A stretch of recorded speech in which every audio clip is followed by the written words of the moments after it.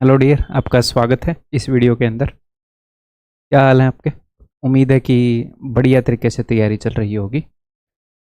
और ज़िंदगी में अगर कोई मुसीबत भी आ रही हो, जनरली तो नहीं आ रही होगी, किसी एक आधे स्टूडेंट को आ रही होगी हैं।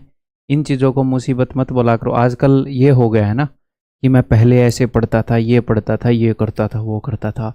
अब भाई, अगर आपके पास सोने के लिए जगह है, छत है, बैठने के लिए कुर्सी टेबल है, इंटरनेट भी है आपके पास, गजब है? अगर ये सारी चीज़ें हैं और सारा परिवार हेल्थ वाइज ठीक है, तो सब कुछ है आपके पास।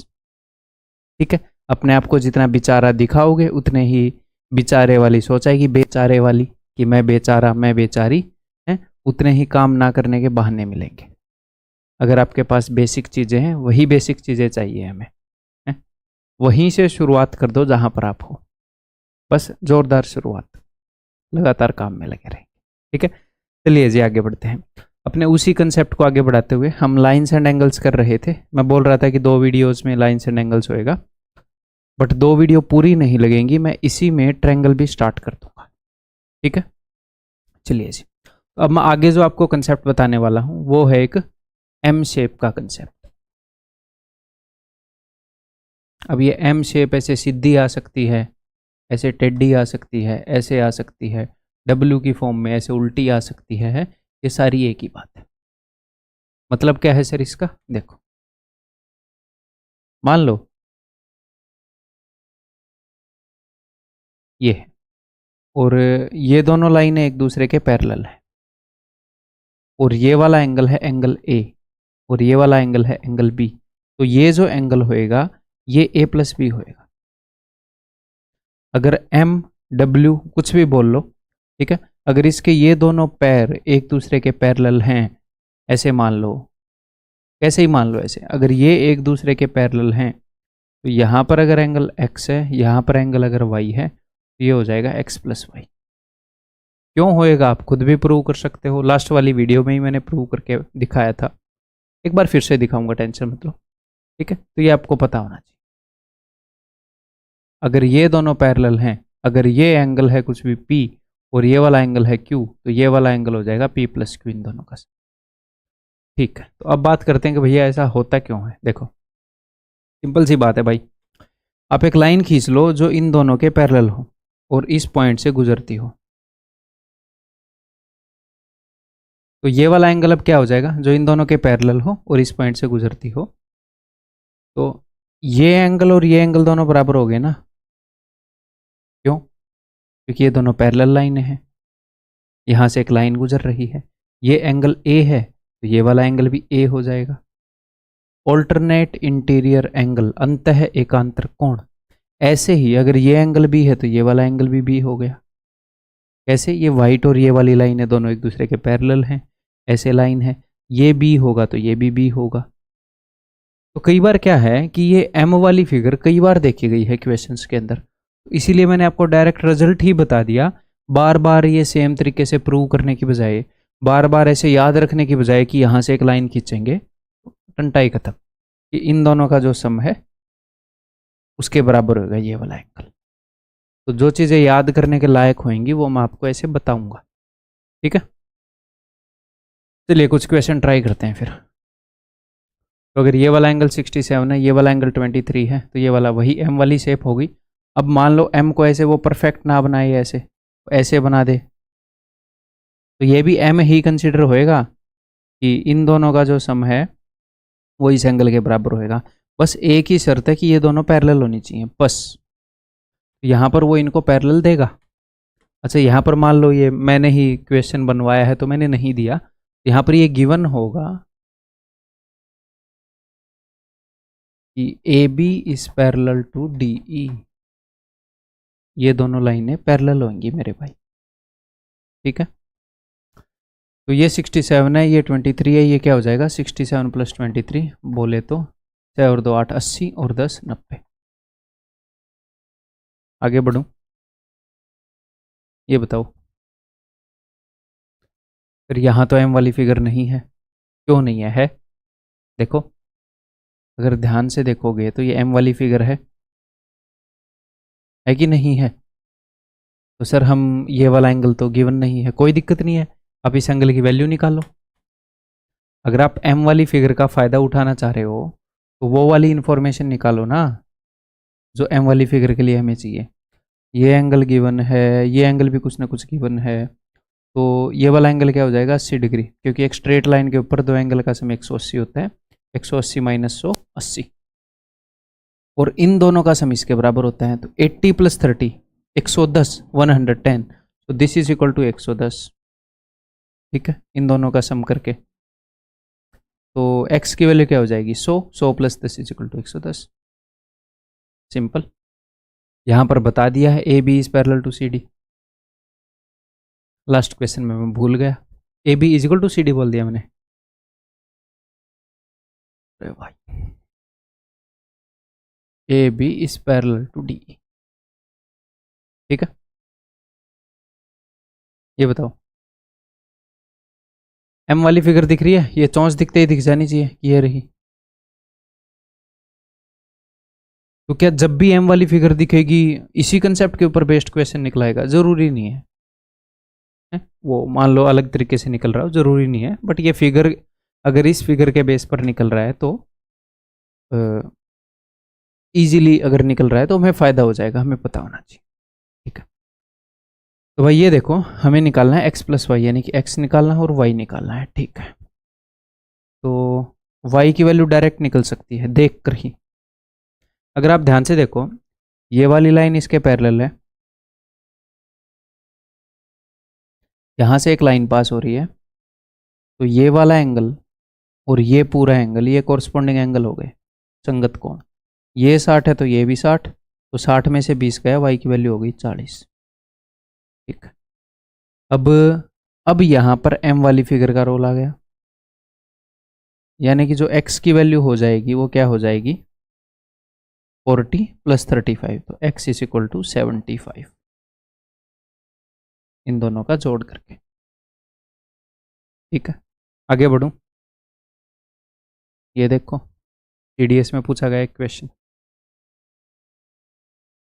तो एक पॉइंट के चारों तरफ बने हुए एंगल्स का सम होता है जी 360, और 360 को रेडियन वाले मेजर में 2 पाई से रिप्रेजेंट करते हैं। ये डिटेल में हम आगे सीखेंगे।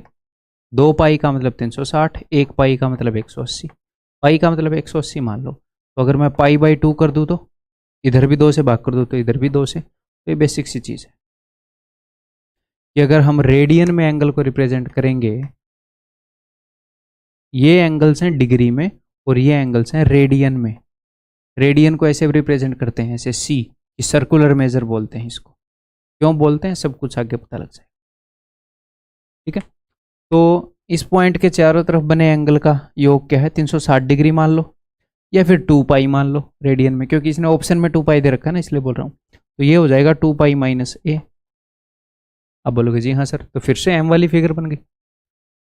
इन the figure below A B is parallel to L M, A B is parallel to L M, और फिर से यही फिगर बन गई। देखो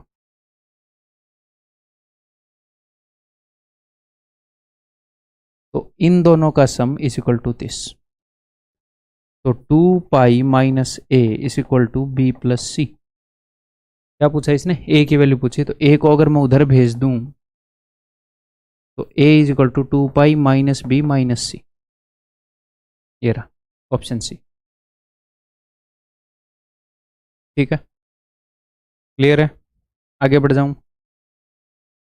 ये बताओ यहाँ तो कोनो एम वाली फिगर ना ही बन रही, तो बना सकते हो आप, नहीं बन रही तो एम के बीच वाली चोंच तो नज़र आ रही है, एम ऐसे होता है ना, तो इसके बीच वाली चोंच तो नज़र आ रही है, ये चोंच तो नज़र आ रही है। अगर मैं इस लाइन को सीधा एक्सटेंड कर दूं ऐसे, तो ये बन जाएगी एम वाली फिगर। उसने बता रखा है कि ये दोनों पैरेलल हैं, ये बन जाएगी देखो।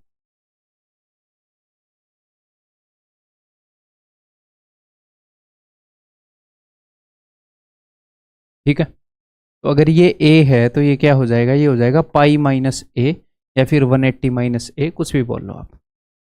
ठीक है, अगर आप पाई से अनकंफर्टेबल हो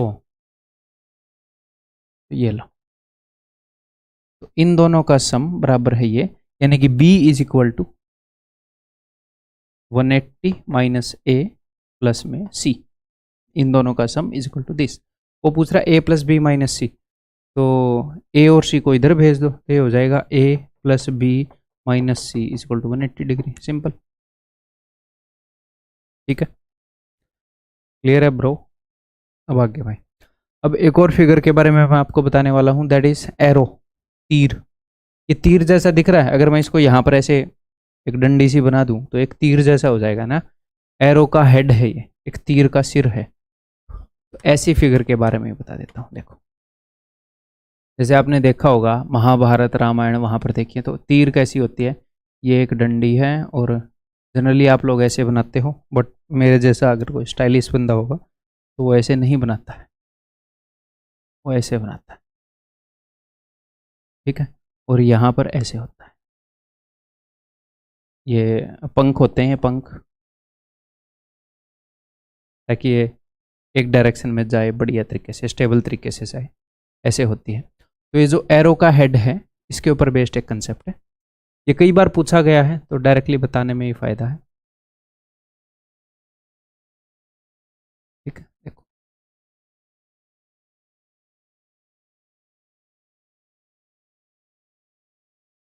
तो जब भी ऐसे तीर होएगी दोस्त, तो सपोज ये वाला एंगल है ए बी सी, तो ये वाला एंगल हो जाएगा ए प्लस बी प्लस सी। ठीक है, यानी कि ये वाला जो एंगल है ये इन तीनों के सम के बराबर है। क्लियर है? समझ में आ गई भी बात? इजीली याद रह जाएगा। तीर के बाहर वाला एंगल जो है तीर के अंदर वाले तीनों एंगल के सम के बराबर है। इसको प्रूव करना कोई बड़ी बात नहीं है। और तीर कैसे भी आ सकती है, ऐसे उधर मुंह करके आ जाए, और गंदी भी दिख सकती है ऐसे। आप लोग आप कहोगे मेरे को तो तीर पहचान में नहीं, तीर ही है, वही चीज है, बस थोड़ी सी गंदी है। ठीक है, समझ में आ गई? इस बाहर वाले का सम क्या हो जाएगा, इन तीनों एंगल के बराबर।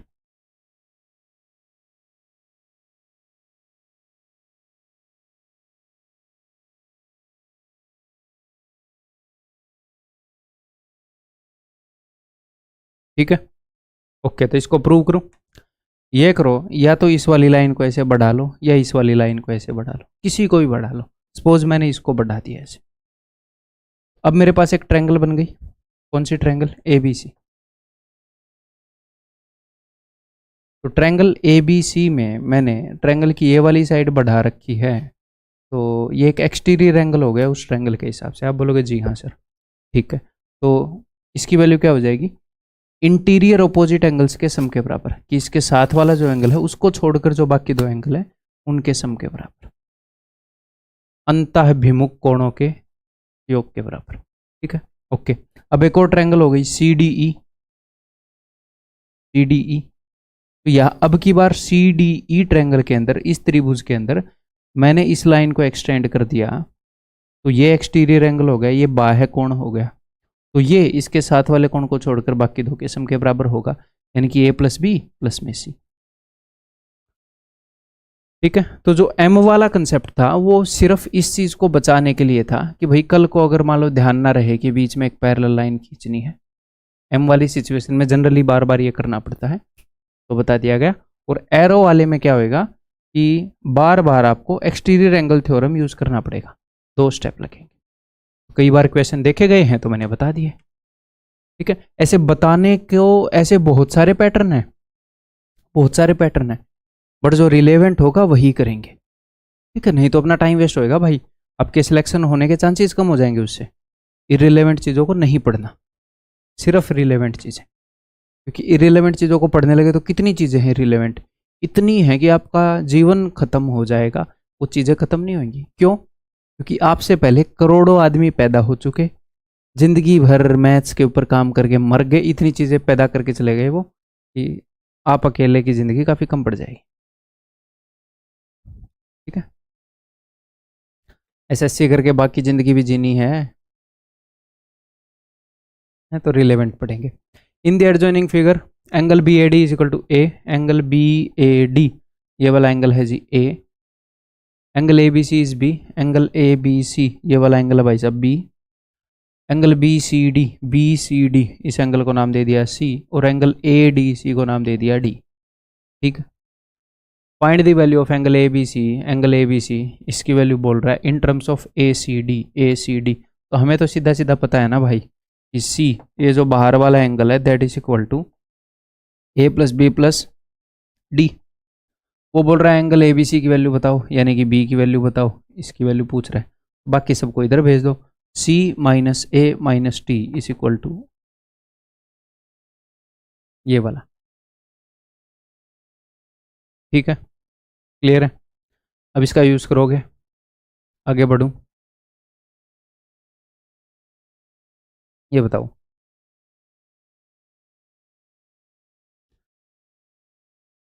एसएससी द्वारा पूछा गया क्वेश्चन ये, if in the given figure, इस फिगर के अंदर, तो सर यहाँ पर हमें देखो, यहाँ पर आपको तीर दिखेगी, या तो ये डायरेक्टली तीर मान लो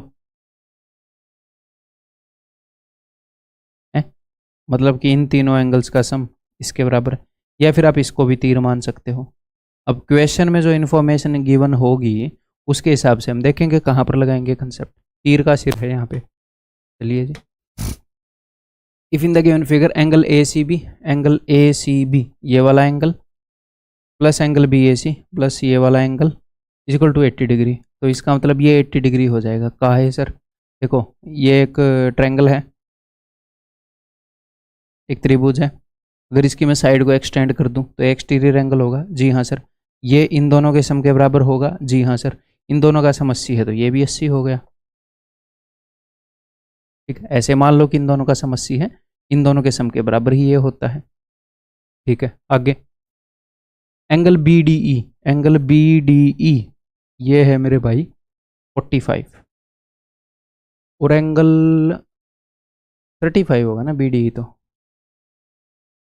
ठीक है, और एंगल बी सी ई 45, एंगल बी सी ई ये 45 ये 35, तो ये वाला एंगल क्या हो जाएगा? एक तीर बन गई। तीर बन गई कि नहीं बन गई? ये वाली।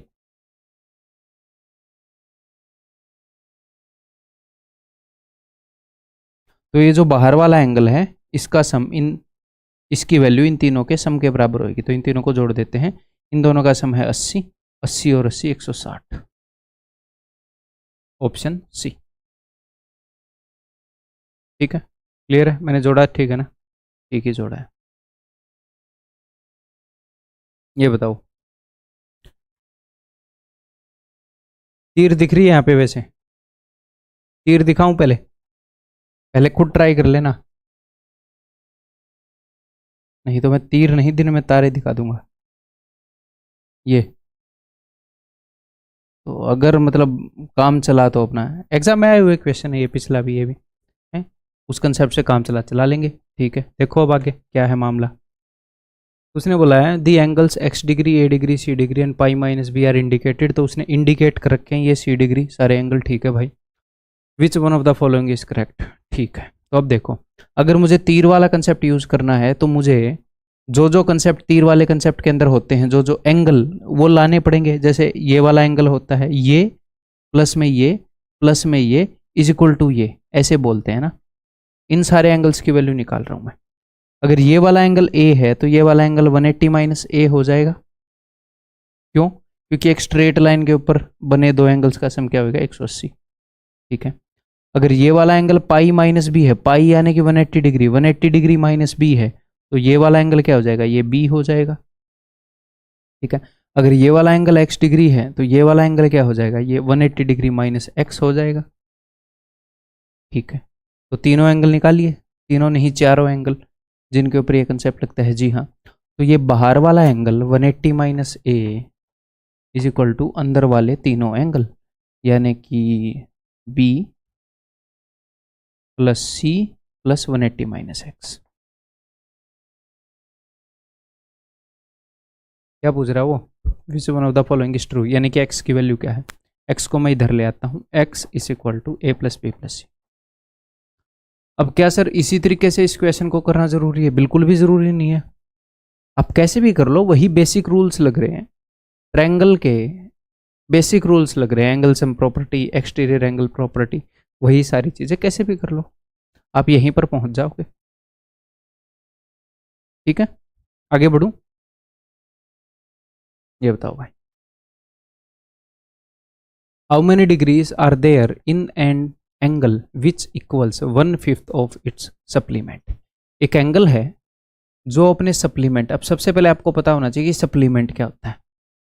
एक एंगल अपने सप्लीमेंट से, तो सप्लीमेंट्री एंगल मैंने क्या बताया, सप्लीमेंट्री एंगल जिन दोनों का सम 180 हो। आपको शॉर्टकट भी बताया कि कॉम्प्लीमेंट्री हुआ और सप्लीमेंट्री हुआ तो सी पहले आता है अल्फ़ाबेट्स में, तो 90 आता है गिनती में, एस बाद में आता है, तो 180 बाद में आता है, ठीक है। और हिंदी में बताया ये छोटा होगा पूरक और ये बड़ा होगा समपूरक। ये कोटि पूरक भी हो सकता है, बट पूरक वर्ड तो छोटा ही है समपूरक से, ऐसे ध्यान रखना है, ठीक है। अगर दो एंगल का सम 180 है तो ये दोनों सप्लीमेंट्री एंगल्स हैं, और हम इसको ऐसे भी बोल सकते हैं कि बी जो है वो ए का सप्लीमेंट है, ए बी का सप्लीमेंट है। अगर दो एंगल्स का सम 90 है, मान लो एक्स और वाई का सम 90 है, तो वाई एक्स का कॉम्प्लीमेंट है, एक्स वाई का कॉम्प्लीमेंट है। हिंदी में बोलेंगे कि ए जो है वो बी का संपूरक है, बी ए का संपूरक है, ठीक। ए का संपूरक कोण बी है, बी का संपूरक कोण ए है। तो यहां पर ये बोल रहे हैं कि एक एंगल है, how many degrees are there in an angle, एक एंगल के अंदर कितनी डिग्री हैं जो अपने सप्लीमेंट, यानी कि उसका सप्लीमेंट एंगल, यानी कि जिसके साथ मिलकर वो 180 बनाता है, जो उसके 1/5 के बराबर है। अच्छा, उसके 1/5 के बराबर है, तो उसके सप्लीमेंट को मैं 5 थीटा मान लूंगा, 5a मान लूंगा, जो भी। तो ये उस एंगल का सप्लीमेंट है, तो वो एंगल इसका 1/5 हो गया, यानी कि वो थीटा हो गया। जिस एंगल की ये बात कर रहा है वो अपने सप्लीमेंट का 1/5 है, उसके सप्लीमेंट को मैंने 5 थीटा क्यों माना, ताकि मैं उसका 1/5 कर पाऊँ। तो इसको मैंने 5 थीटा मान लिया, तो ये थीटा हो गया। इन दोनों का सम क्या हो जाएगा जी, 180। तो 6 थीटा 180, यानी कि थीटा इज इक्वल टू 180/6, बोले तो 30। तो जिस एंगल की हम बात कर रहे थे वो 30 होगा। कभी कभी वो ये बोल देगा कि उस एंगल का सप्लीमेंट बताओ, तो 5 थीटा 150 हो जाएगा, ठीक है। क्लियर है भाई, आगे बढ़ जाऊं, बताओ।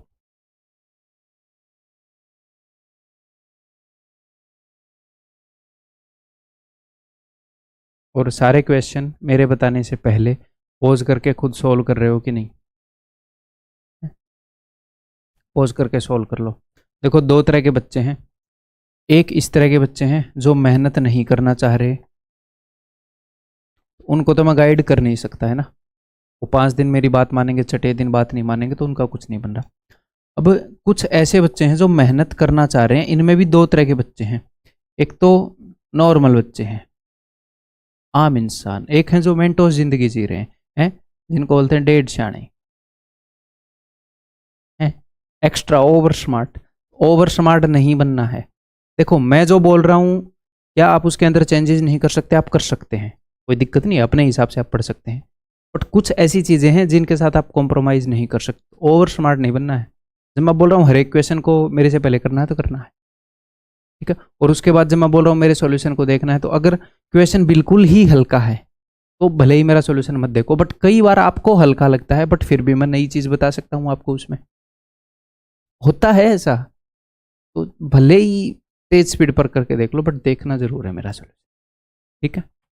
तभी रंग लाएगी आपकी मेहनत। चलिए, an angle is 30 degree more than 1/2 of its complement. एक एंगल है वो 30 डिग्री ज्यादा है, किससे? 1/2 ऑफ इट्स कॉम्प्लीमेंट, उसके कॉम्प्लीमेंट से, के हाफ से। तो मैंने उसके कॉम्प्लीमेंट को 2 थीटा मान लिया। क्यों मान लिया सर? ताकि मैं इसका हाफ कर सकूं। तो इसका हाफ हो गया थीटा, तो वो एंगल इसके हाफ से 30 डिग्री ज्यादा है, यानी कि इसका हाफ है थीटा, वो थीटा से 30 डिग्री ज्यादा है। ये वो एंगल है जो हमें चाहिए, ये इसका कॉम्प्लीमेंट है। इन दोनों का सम तो भैया 90 होगा, क्योंकि ये उसका पूरक है। पूरक कौन है? दो पूरक कोण का सम 90 होता है। तो 2 theta plus theta 3 theta, 3 theta के अंदर अगर मैं 30 जोड़ देता हूं तो 90 आता है।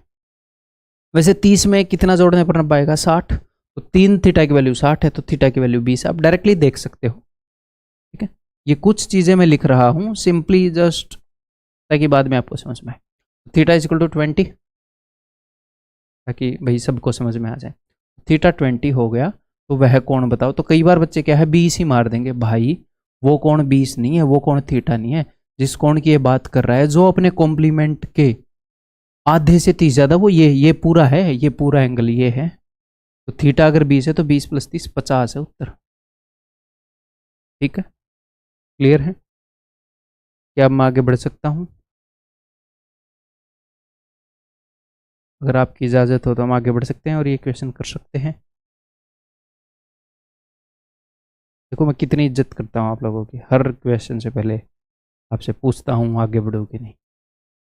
अब मेहनत तो करनी चाहिए आप लोगों को। If two angles are complementary of each other then each angle is. अगर दो एंगल कॉम्प्लीमेंट्री हैं एक दूसरे के, यानी कि उनका सम जो है वो 90 डिग्री है, देन तो हर एक एंगल क्या होगा?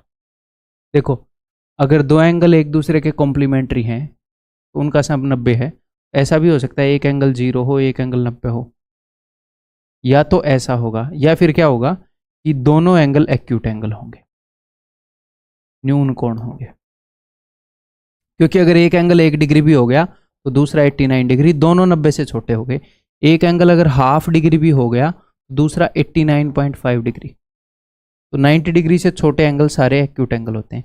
या तो दोनों एक्यूट होंगे, या फिर एक, दो ही केस हैं, एक ये वाला और एक ये वाला। या फिर एक 0 एंगल होगा और दूसरा राइट एंगल होगा। तो उसने बोला है then each of the angle is, तो हर एक एंगल क्या है? तो हर एक एंगल ना तो 0 का हो सकता, 0 0, ना 90 का हो सकता। तो हर एक एंगल को अगर होना है तो दोनों एक्यूट ही हो सकते हैं। तो मैं ऐसा भी नहीं बोल सकता then each angle is right angle, क्यों? दोनों का सम 180 हो जाएगा है? तो दोनों एंगल क्या होंगे? एक्यूट एंगल होंगे। अगर दोनों ऑब्ट्यूस हो गए तो भैया ऑब्ट्यूस एंगल तो 90 से बड़ा होता है, तो दो 90 से बड़ी चीजों का सम 90 कैसे हो सकता है? बताओ। ठीक है, क्लियर है? आगे बढ़ जाऊं, इजी क्वेश्चन है। तो भाई आगे कुछ HW के क्वेश्चन है, ये मैं आपको बताऊंगा। इनका सॉल्यूशन मैं उत्तर भी नहीं आपको बता सकता, लिख के नहीं लाया मैं। इनका सॉल्यूशन आपको टेक्स्ट की फॉर्म में मिलेगा हमेशा की तरह। एक एक करके क्वेश्चन दिखा रहा हूँ। नेक्स्ट, नेक्स्ट आपको पॉज करके करने हैं। Next, next, next, next. That's all भाई। तो यहाँ पर अपना लाइन एंड एंगल खत्म हो गया भैया, रेखाएं और कोण अपना खत्म हो गया। एक अपनी 1.5 घंटे की वीडियो पहले लगी, आधा घंटा ये लगा, 2 घंटे का कंसेप्ट है। उसके अंदर सारा कंसेप्ट जो भी सीखना है सब कुछ आ गया। तो प्लेन ज्योमेट्री में क्या क्या चीज़ें हैं मैंने आपको बताया था। लाइन एंड एंगल सबसे पहला, और दूसरे नंबर का है ट्रैंगल्स। तो ट्रैंगल्स बहुत बड़ा टॉपिक है। अब एक बड़ा टॉपिक करने के लिए तैयार हो जाओ, ठीक है? तो इसमें काफ़ी लेक्चर्स अपने आएंगे। तो इस वीडियो के अंदर जो हम स्टार्ट करने वाले हैं ट्रैंगल्स के अंदर, त्रिभुज के अंदर, वो हम करने वाले हैं ट्रैंगल के बेसिक कंसेप्ट, बिल्कुल बेस से स्टार्ट करते हैं। तो सबसे पहले ट्रैंगल होती क्या है, इसकी बेसिक बातें। तो ट्रैंगल होएगी भैया एक क्लोज्ड फिगर, एक बंद फिगर। ऐसे ओपन नहीं छोड़ सकते हम कि 3 लाइनें बना दी ऐसे ओपन। एक क्लोज्ड फिगर होएगी जो 3 लाइनों द्वारा क्लोज की गई है, जो 3 लाइनों ने ऐसे बंद कर दी। इस फिगर को ट्रैंगल बोलते हैं, त्रिभुज बोलते हैं। ट्राई एंगल, ट्राई एंगल का क्या मतलब है? 3 एंगल। और त्रिभुज हिंदी में यानी कि 3 भुजा, त्रिकोण भी कह सकते हैं, 3 कोण। ठीक है, क्लियर है? तो इस ट्रायंगल के अंदर क्या क्या होता है मैं बताता हूँ। 3 तो वर्टिसेस होते हैं, वर्टिसेस यानी कि शीर्ष, इनको वर्टिसेस बोलते हैं इनको। तो वर्टिसेस को एग्जामिनर हमेशा रिप्रेजेंट करेगा A, B और C से, ऐसे। तो इस ट्रायंगल को मैं क्या बोलूँगा? ट्रायंगल ABC, ऐसे ट्रायंगल ABC है, ठीक है? 3 इसके अंदर एंगल्स होंगे, angle A, angle B, angle C। ये 3 इंटीरियर एंगल है, ठीक है? ये बेसिक सी बातें आप जानते हैं, जस्ट एक बार ओवरव्यू दे रहा हूँ, कंप्लीटनेस आपको दे रहा हूँ। 3 इसके अंदर साइड्स हैं, 3 भुजाएं हैं। कौन कौन सी भुजाएं हैं? ये 3 भुजाएं हैं भैया। एंगल्स को भी लिख देते हैं यहाँ पे। तो एंगल्स हैं एंगल A, एंगल B और एंगल C। 3 भुजाएं हैं इसकी A, B।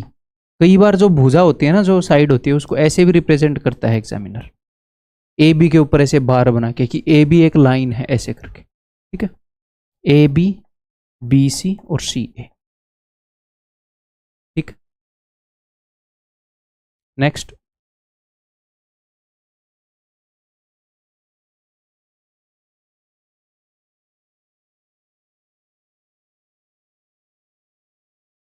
नेक्स्ट ट्रायंगल के अंदर एक एंगल सम प्रॉपर्टी होती है। एंगल सम प्रॉपर्टी यानी कि ट्रायंगल के तीनों कोणों का सम 180 डिग्री होता है। तो ये क्या कहती है, अगला कहाँ है, यहाँ पर, तो यहीं पे लिख देते हैं।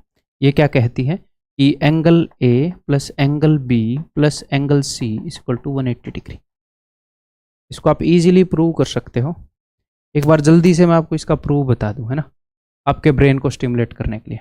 एक बार खुद भी ट्राई कर लो। देखो, एक लाइन खींच लो जो इस बेस के पैरेलल है, ठीक है।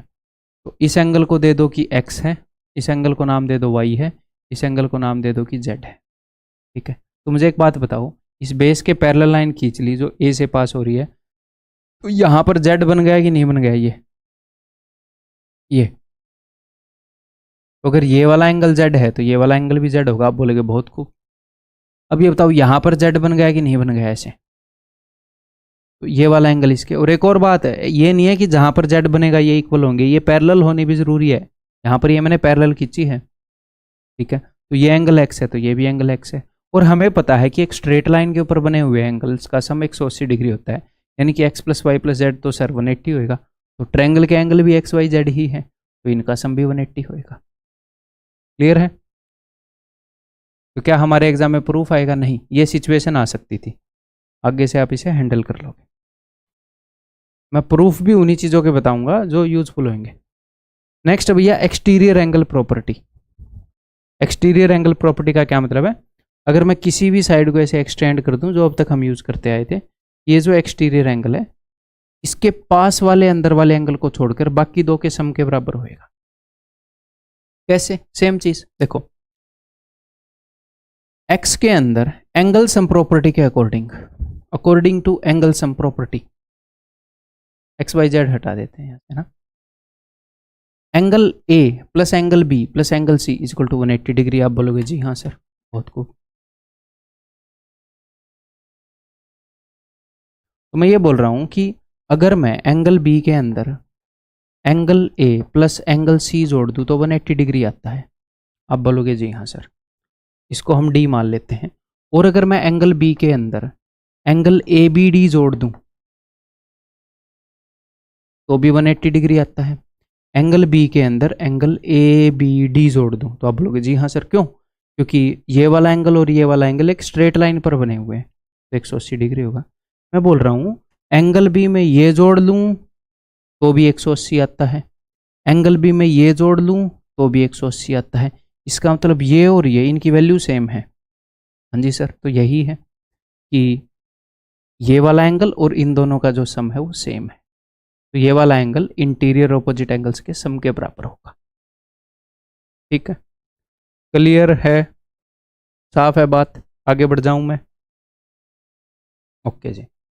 अब ये बेसिक सी बातें हैं, बट ये सारी इंपॉर्टेंट है, हल्के में नहीं लेना। आगे बढ़ते हैं। हालांकि आपको नोट्स में सारी बातें मिल जाएंगी, अपनी सारी चीज़ें फिर से ध्यान आ जाएंगी आपके जैसे ही नोट्स देखोगे, क्योंकि मेरे से ही पढ़ रहे हो, मेरे ही द्वारा बनाए हुए नोट्स देख रहे हो, तो वो सिंक में रहेंगी चीज़ें। नेक्स्ट अभी टाइप्स ऑफ ट्रायंगल, त्रिभुजें कितने प्रकार की होती हैं। तो जो ट्रायंगल्स हैं उनको दो चीज़ों के बेसिस पर हम बांट सकते हैं, on the basis of sides, भुजाओं के बेस पर,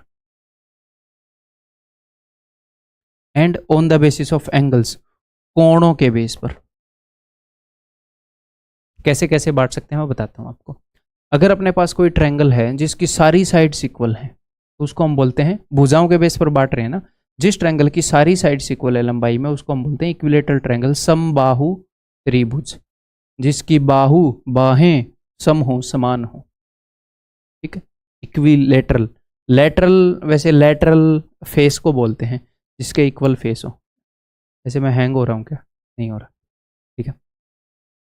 तो एक ऐसी ट्रायंगल जिसकी सारी भुजाएं सेम हो,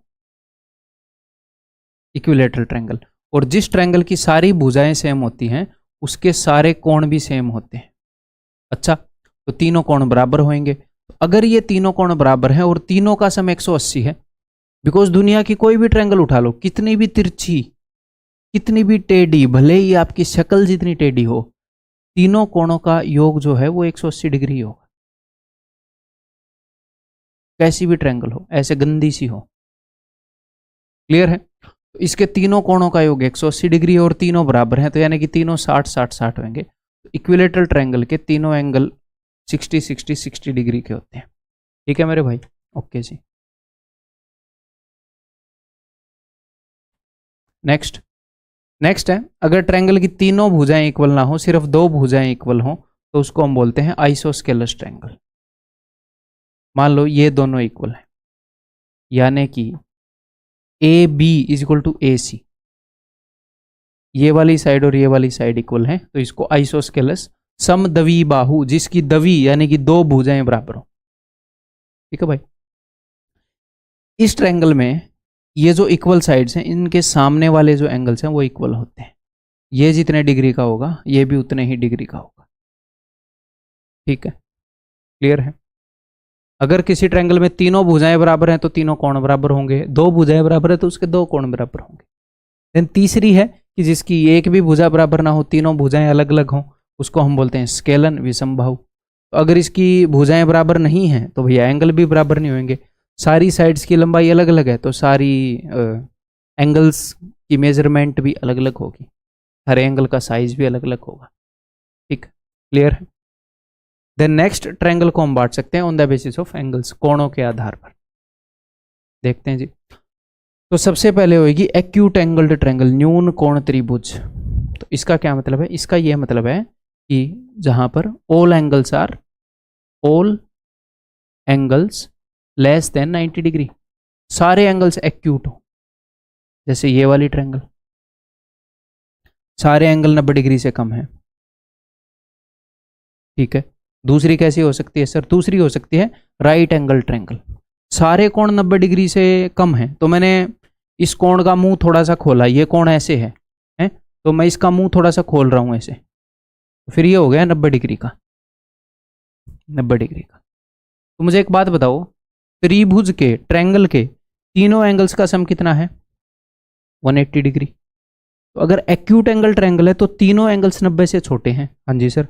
अगर राइट एंगल ट्रायंगल है, यानी कि उसके अंदर एक राइट एंगल है, तो ऐसा तो नहीं बोलोगे ना तीनों एंगल राइट एंगल के हैं, क्योंकि तीनों एंगल राइट एंगल के हो गए तो 90 90 90 90 90 90 270 हो गया, 180 से बड़ा हो गया। तो एक ही एंगल हो सकता है 90 का, एक से ज़्यादा नहीं हो सकते। अगर दो भी 90 के हो गए तो 90 90 180, तीसरा एंगल 0 का हो गया, तो ट्रायंगल बनी ही नहीं। अगर दो एंगल 90 के बना दोगे ऐसे, तीसरा एंगल ये पैरेलल हो जाएंगी, मिलेगी तो नहीं फिगर। मैंने क्या बोला था? क्लोज्ड फिगर होनी चाहिए ट्रायंगल, कोई भी क्वाड्रिलेटरल क्लोज्ड होनी चाहिए। ठीक है? तो अगर one angle is equal to 90 degree हो तो राइट एंगल ट्रायंगल, समकोण त्रिभुज। ऐसे ही नेक्स्ट है जी ऑब्ट्यूस एंगल्ड ट्रायंगल, अधिक कोण त्रिभुज। अगर एक angle, one angle greater than 90 degree हो, ठीक है, जैसे एक एंगल का मुंह बहुत ही ज्यादा खुल गया हो ऐसे, तो ये ऑब्ट्यूस एंगल ट्रायंगल। ठीक है भाई? क्लियर है? ट्रायंगल का डिवीजन सीख लिया। साइड के बेस पर तीन तरह के ट्रायंगल हैं, एंगल्स के साइज के बेस पर। सारी साइड सेम इक्विलेटरल समबाहु, दो साइड सेम आइसोस्केलस समद्विबाहु, कोई भी साइड सेम नहीं है विषमबाहु स्केलन। ठीक है? नेक्स्ट, एंगल 90 से छोटे हैं एंगल्स का साइज, चाहे वो सारे बराबर हो ना हो, सारे 90 से छोटे हैं। एक्यूट एंगल, न्यून कोण त्रिभुज। एक एंगल 90 डिग्री के बराबर है, राइट एंगल ट्रायंगल। जो एक कोण है जो सबसे बड़ा है, ऑफ कोर्स सबसे बड़ा कोण 90 डिग्री के बराबर है। अगर सबसे बड़ा कोण, जो ये कोण 90 डिग्री का होता है ना, ये सबसे बड़ा है, 90 से बड़ा और कोई कोण हो नहीं सकता, क्योंकि कोई और कोण 90 से बड़ा हो गया तो इसका और उसका सम फिर 180 को क्रॉस कर जाएगा, जो कि हो नहीं सकता। तो ये सबसे बड़े कोण होते हैं। ये राइट एंगल ट्रायंगल में सबसे बड़ा कोण ये है, ऑब्ट्यूस एंगल ट्रायंगल में सबसे बड़ा कोण ये है। तो अगर सबसे बड़ा कोण जो है वो 90 से बड़ा है तो ऑब्ट्यूस एंगल ट्रायंगल, अधिक कोण त्रिभुज। ठीक है, आगे बढ़ जाऊं मैं। नेक्स्ट भैया साइड एंगल रिलेशन। साइड यानी कि भुजा, एंगल यानी कि कोण, इनके बीच में एक संबंध है। क्या संबंध है? आपने भी देखा होगा, देखो कि अगर तीनों साइड बराबर थी तो तीनों एंगल बराबर थे, अगर दो साइड बराबर थी तो दो एंगल बराबर है। और एक और रिलेशन होता है, मैं दोनों रिलेशन आपको बताऊंगा। तो सबसे पहला रिलेशन है angles opposite to equal sides are equal and vice versa is true. कि इक्वल साइड्स के ऑपोजिट जो एंगल होते हैं वो इक्वल होते हैं। जैसे इक्विलेटरल में तीनों भुजाएं क्या हैं? बराबर हैं। तो इन तीनों भुजाओं के ऑपोजिट में जो एंगल्स है ना वो तीनों बराबर हो गए। आइसोस्केलस में क्या हुआ?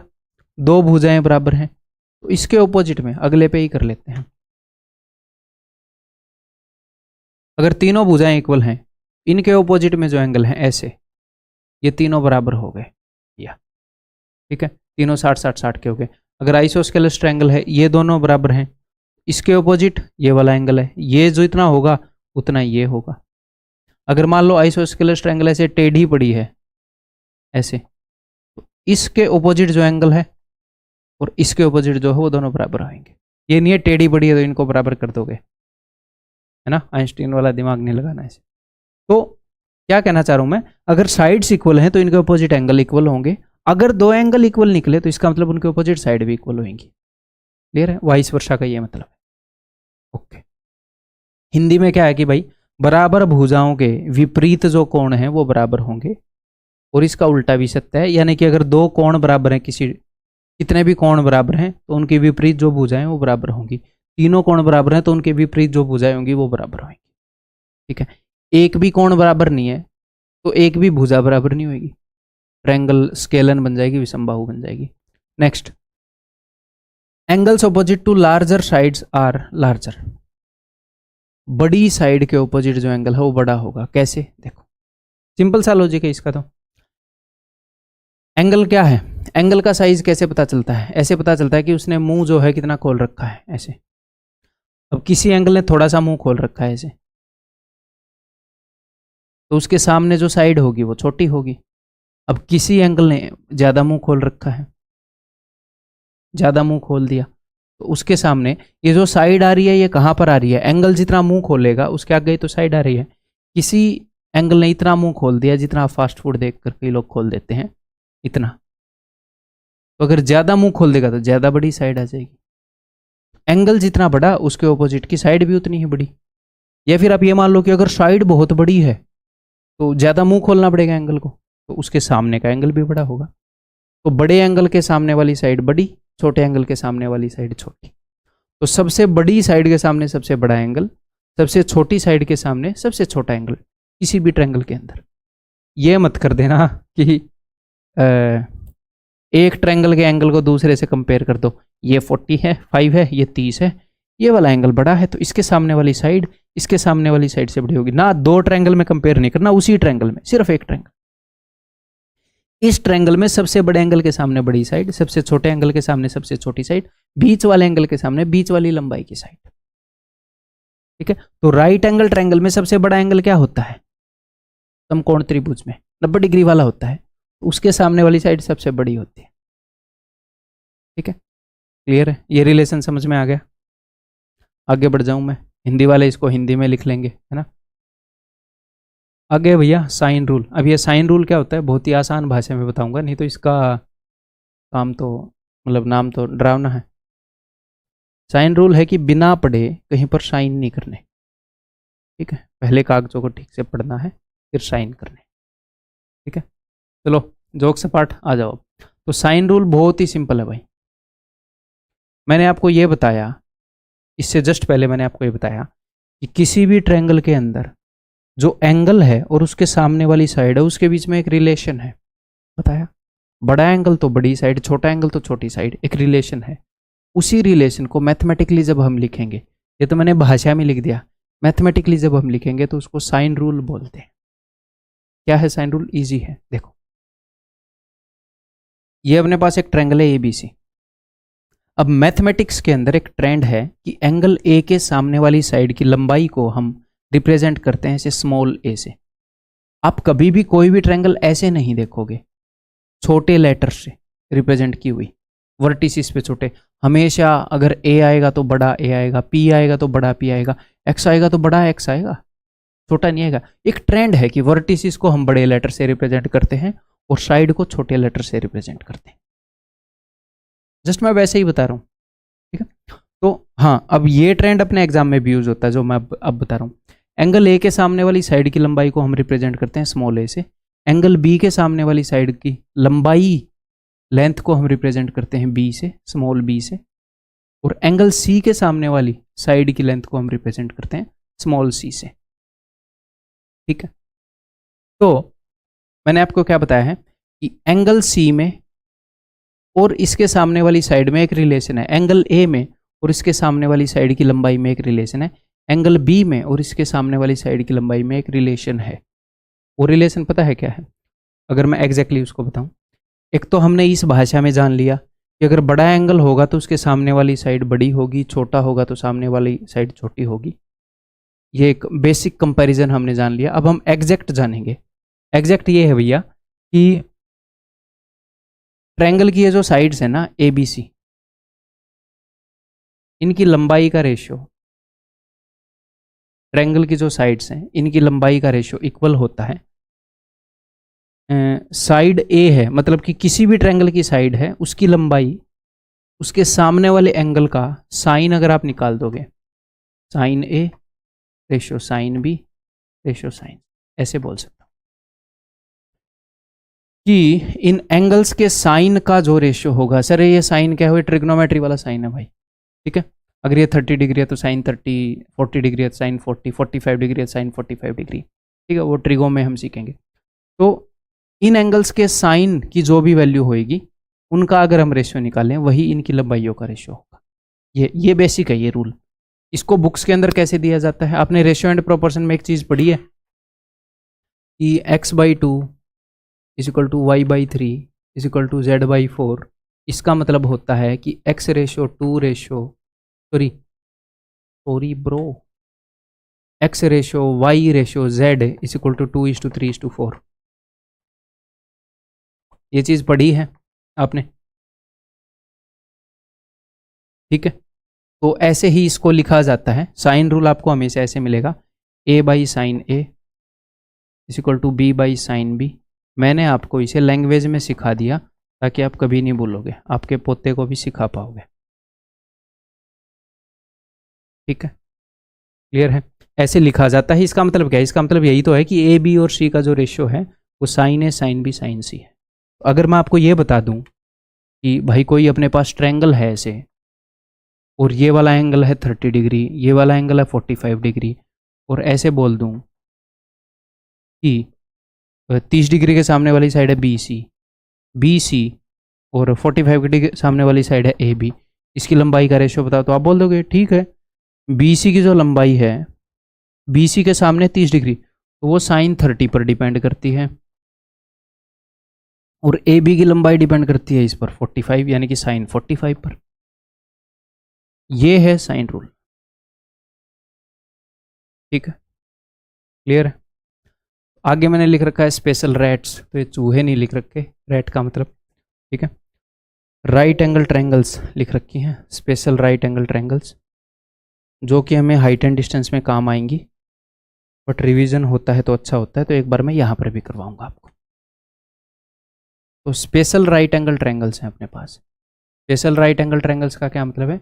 ये मतलब है कि वो बार बार आती हैं अपने एग्जाम में, और वही आती हैं, उनके अलावा और कोई नहीं आएगा, है? तो मान लो ये एक ट्रायंगल है, राइट एंगल ट्रायंगल्स की मैं बात कर रहा हूँ, 30 60 90, ये भी 90 और ये भी 90, ठीक है। तो बाकी 90 के अलावा बाकी का 90 बचा, 90 के अलावा, क्योंकि टोटल 180 डिग्री है एंगल, 180 में से अगर 90 गया तो बाकी का 90 बचा, उसको मैंने 60 और 30 में तोड़ दिया, उसको मैंने 45 और 45 में तोड़ दिया, और उसी 90 को मैंने 75 और 15 में तोड़ दिया, ठीक है सर। 50 और 40 में कब तोड़ोगे? 50 और 40 के ट्रिग्नोमेट्रिक रेशियोज आपको नहीं आते और ना ही अपने सिलेबस में है, तो वैसे मैं नहीं तोड़ूंगा, ठीक है। तो मुझे एक बात पता है कि A B ratio B C ratio C A is equal to, A B की लंबाई को क्या रिप्रेजेंट करता है, साइन 30। बी सी की लंबाई को क्या रिप्रेजेंट करता है, इसके सामने वाले एंगल का साइन, साइन 60। और सी ए की लंबाई को क्या रिप्रेजेंट करता है, इसके सामने वाले एंगल का साइन, साइन 90। ये चीज़ बहुत ही ईजी है, ट्रिग्नोमेट्री में आप सीखेंगे तो टेंशन मत लेना। साइन 30 होता है हाफ रेशियो, साइन 60 होता है जी √3/2 रेशियो, साइन 90 होता है जी 1। तो सिर्फ रेशियो की बात हो रही है तो सबको 2 से गुणा कर दूं, ठीक है। तो इज इक्वल टू 1 रेशियो √3/2। यानी कि ए बी की लंबाई अगर 1 है, ए बी की लंबाई अगर 1 है तो बी सी की लंबाई √3 होएगी, बी सी की लंबाई √3 होएगी, और सी ए की लंबाई 2 होएगी, ठीक है। तो एक ऐसी राइट एंगल ट्रायंगल है, बार बार यूज होती है। आगे से आपको ध्यान रखना है, किसी भी राइट एंगल ट्रायंगल के अंदर, राइट एंगल ट्रायंगल के अंदर एक एंगल तो 90 का होएगा, तभी राइट एंगल ट्रायंगल बोल रहे हो। बाकी के 2 एंगल अगर 60 और 30 के हुए तो 30 के सामने वाली साइड की जो भी लंबाई है उससे डबल होएगी 90 के सामने वाले की। यानी कि ये अगर 5 सेंटीमीटर है 10 सेंटीमीटर होएगी, और 30 के सामने वाले की जो लंबाई है उससे √3 गुना होएगी 60, एंगल 60 के सामने वाले साइड की लंबाई। अगर ये 5 सेंटीमीटर है तो 5√3 सेंटीमीटर होगी। इसी तरीके से अगर आप ये चीज़ें निकालने लगोगे तो आपको मिलेगा कि अगर ये 1 यूनिट है 45 के सामने तो भैया ये भी 1 होगी, क्यों, क्योंकि इक्वल एंगल के सामने इक्वल साइड होती है, और 90 के सामने वाली होगी √2। फिर आपने कैसे निकाला, ऐसे ही खुद निकाल लेना, ठीक है। ऐसे ही 15 के सामने वाला होएगा √3 - 1, 75 के सामने वाला होएगा √3 + 1, 90 के सामने वाला होएगा 2√2, ठीक। ये पूरे मैथ्स के अंदर काम आएंगी, ठीक है। जहां पर भी राइट एंगल ट्रायंगल ऐसी बनेगी, सिर्फ प्लेन ज्योमेट्री की बात नहीं है, ठीक है भाई। आगे बढ़ जाऊं मैं, चलो। नेक्स्ट है भाई साइन के साथ साथ कोसाइन रूल। अब ये कोसाइन रूल क्या होता है वो मैं आपको बताता हूँ। देखो, कोसाइन रूल आपको बताता है, जैसे साइन रूल आपको क्या बताता है, साइन रूल आपको बताता है ratio of length of sides, sides की लंबाई का ratio in terms of angles. आप खुद ही लिख लेना, ठीक है। ऐसे जब आप ऐसे लैंग्वेज में चीज़ों को जानते हो ना तो आपको फायदा क्या होता है, जब कई क्वेश्चन ऐसे होते हैं जो टफ वाले क्वेश्चन, आपको पता नहीं लगता कि यहाँ पर साइन रूल लगेगा क्या लगेगा, लेकिन मैंने आपको लैंग्वेज में बता दिया कि साइन रूल देता क्या है। जब क्वेश्चन में उस टाइप की इन्फॉर्मेशन गिवन होगी तो आपके दिमाग में घंटी बजेगी कि कहीं ये वो तो नहीं लगेगा, फिर आपको ध्यान आ जाएगा। लंबाइयों मतलब भुजाओं की लंबाइयों का रेशियो बताता है इन टर्म्स ऑफ जो एंगल है, एंगल्स के रूप में। एंगल्स, ट्रायंगल के एंगल और भुजा की लंबाई के बीच की रिलेशन है।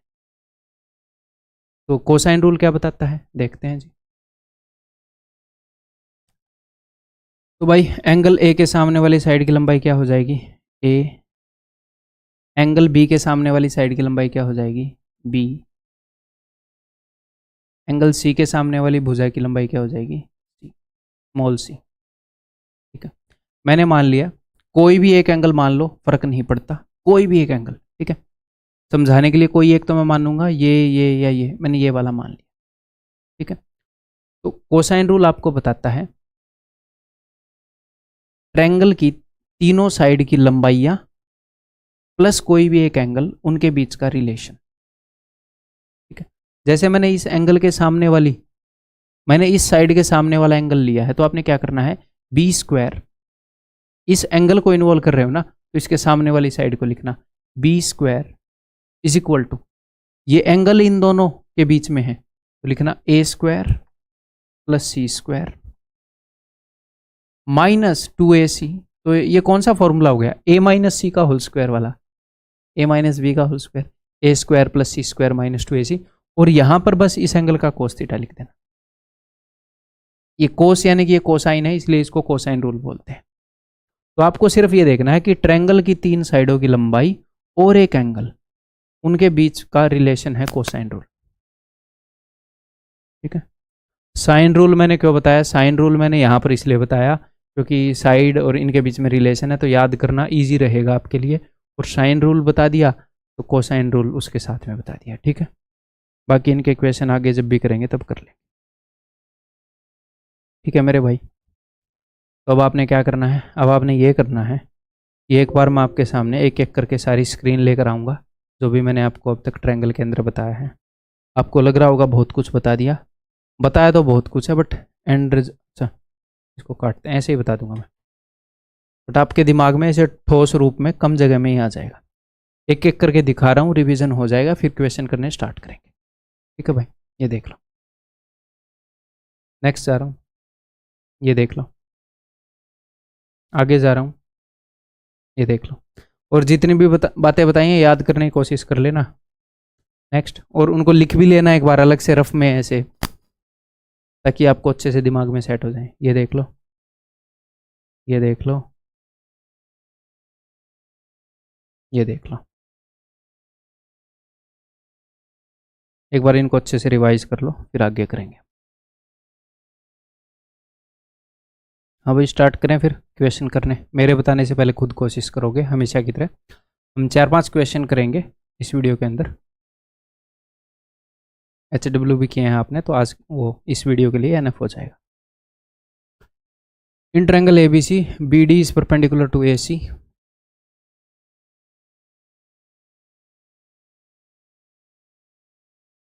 अच्छा BD ऐसे बनाना पड़ेगा, चलो ठीक है। BD is perpendicular AC, BD इसके परपेंडिकुलर है, यानी कि हिंदी में क्या बोलेंगे इसको, लंब है।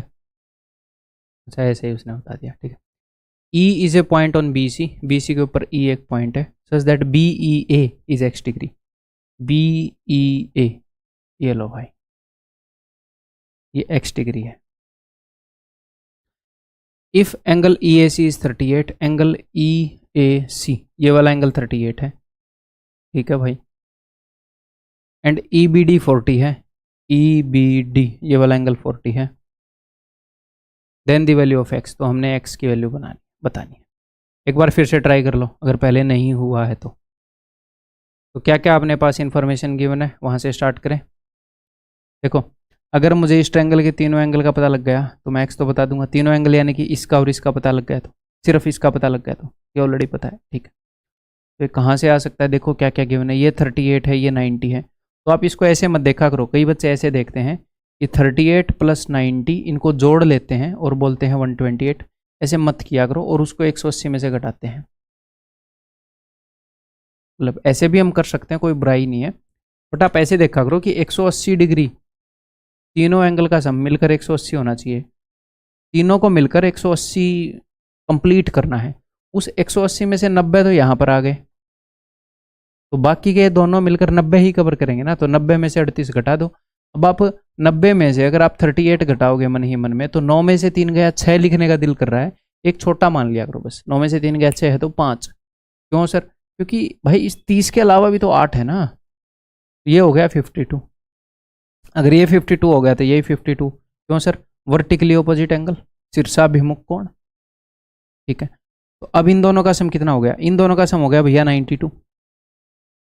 अब इसको भी आप ऐसे देखोगे, 180 में से 92 घटाओगे तो आप ऐसे मान लो कि 180 के अंदर 2 90 हैं, एक 90 तो ये हो गया। इसको मन ही मन में ऐसे देखो, 90 + 2, एक 90 तो हो गया यहाँ पर।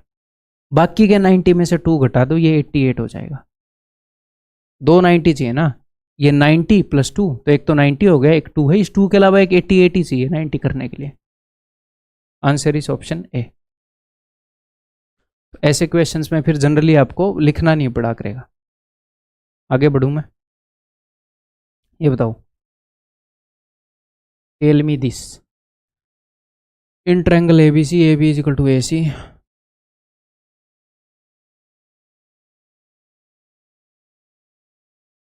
AB is equal to AC। तो अगर ये दोनों साइड्स इक्वल हैं तो इनके अपोजिट वाले एंगल भी इक्वल होंगे, ठीक है, अगर हमें ज़रूरत पड़ी तो। उसने बोला कि एंगल B जो है 30 है, तो भैया अगर ये 30 है तो ये भी 30 होएगा। Angles opposite to equal sides are equal, ठीक है। फाइंड एंगल A, तो ये 30 है, ये 30 है, 30 और 30 60, 180 में से 60 गए, ये हो जाएगा 120। खत्म, आगे बढ़ते हैं। बताओ। In an isosceles triangle if the unequal angle is twice the sum. Isosceles यानी कि समद्वि बाहु। तो समद्वि बाहु में दो तरह के एंगल होते हैं। अगर ट्रायंगल आइसोस्केलस है तो ये दोनों एंगल इक्वल होंगे। तो ये तो इक्वल एंगल्स हो गए, और ये एक ऐसा एंगल हो गया जो इन दोनों के बराबर नहीं है, अनइक्वल एंगल इसको बोलेंगे। उसने बोला है असमान कोण इसको बोलेंगे। Unequal angle is twice the sum of equal angles. अगर ये थीटा है, ये भी थीटा है, तो इनका सम कितना हो गया? 2 थीटा। वो इनके सम से भी डबल है, तो 2 थीटा का भी डबल 4 थीटा है। Then each angle is equal. तो सारे एंगल का सम 180 होता है। 4 और 1 5 और 1 6, 6 theta is equal to 180 degree, theta is equal to 30 degree. Option C. ठीक है, आगे बढ़े, धीरे धीरे बेस बनेगा आपका। In the given figure P Q is equal to P S is equal to S R. तो पी क्यू जो है वो पी एस के बराबर है, जो कि एस आर के बराबर है। हालांकि हमें यहाँ पर लग नहीं रहा, पी एस बहुत बड़ा लग रहा है, यानी कि डायग्राम थोड़ा सा ऐसा होना चाहिए था। तो ज्योमेट्री में ऐसा अक्सर हो जाता है, थोड़ा सा ऐसा होता तो हमें सुंदर लगता है ना, बट कोई नहीं, वैसे ही मान लो भाई, शरीफ आदमी हम इसी डायग्राम पे कर लेंगे। Angle Q P S is 40, Q P S this is equal to 40। Okay, then what is the value of angle Q P R. तो क्यू पी आर की वैल्यू क्या होगी? Q P R, Q P R के लिए ये angle निकल चुका है, सिर्फ ये टुकड़ा और निकालना है, फिर पूरे की वैल्यू मिल जाएगी। तो निकालते हैं। देखो ट्रायंगल पी क्यू एस में, देखो ट्रायंगल पी क्यू एस के अंदर ये दोनों साइडें इक्वल हैं, तो इनके सामने वाले दोनों एंगल इक्वल होंगे। ठीक है जी, 180 में से 40 गया, 140, तीनों एंगल का सम 180 है। 180 माइनस 40 140, 140 को दो बराबर हिस्सों में बांट दूं, ये भी 70 होगा, ये भी 70। आप बोलोगे जी हाँ। अब आप देखो, अब आप दो काम कर सकते हो। अगर ये 70 है तो 180 में से 70 को घटाओ, ये कितना हो जाएगा? 110। इन दोनों एंगल का सम 180 होएगा। अब 110 को फिर से 180 में से घटाओ ताकि आपको इन दोनों एंगल्स का सम मिले, इसका और इसका। 180 में से 110 को घटाओगे 70, और ये दोनों भुजाएं इक्वल हैं ट्रायंगल पी एस आर के अंदर, इसके ऑपोजिट वाले एंगल भी इक्वल होंगे। जी हाँ सर। तो 70 को दो बराबर हिस्सों में तोड़ दोगे, 35 35। या फिर आप डायरेक्टली ऐसे कर सकते थे। कई बार है ना, आपको धीरे धीरे दिखने लगेगा, कई बच्चों को ये एक्सटीरियर एंगल एकदम से दिखता नहीं है। ये एक्सटीरियर एंगल है इस ट्रायंगल का। अगर मैं इसको एक्सटेंड करूँ तो ये इन दोनों के सम के बराबर है, और ये दोनों इक्वल हैं, तो यानी कि ये भी 35 होएगा, ये भी 35 होएगा, दोनों 35 ईच होएगा। ये वाला एंगल कितना हो जाएगा? इन दोनों का सम 75। Option C. ठीक है, ये लास्ट क्वेश्चन है भाई इस वीडियो का, फिर हम इस वीडियो को बंद कर देंगे। A B C is an isosceles triangle with A B is equal to A सी।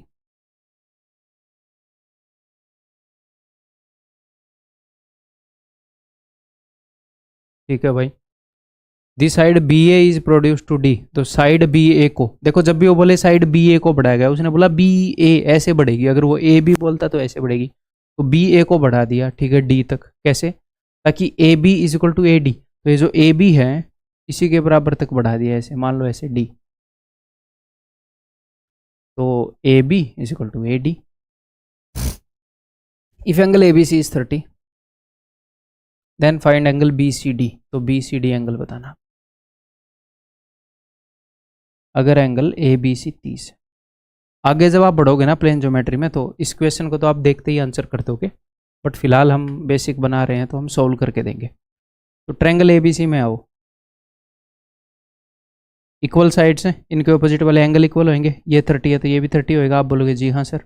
एक और बात, फिर ये वाला एंगल क्या होएगा भैया? ये एक्सटीरियर एंगल है। देखो इस ट्रायंगल में अगर मैं ये वाली साइड बढ़ा दूं तो एक्सटीरियर एंगल है कि नहीं? इसके पास वाले एंगल को छोड़कर बाकी दो के सम के बराबर होएगा कि नहीं? होएगा। तो 30 और 30 60, ये 60 हो जाएगा।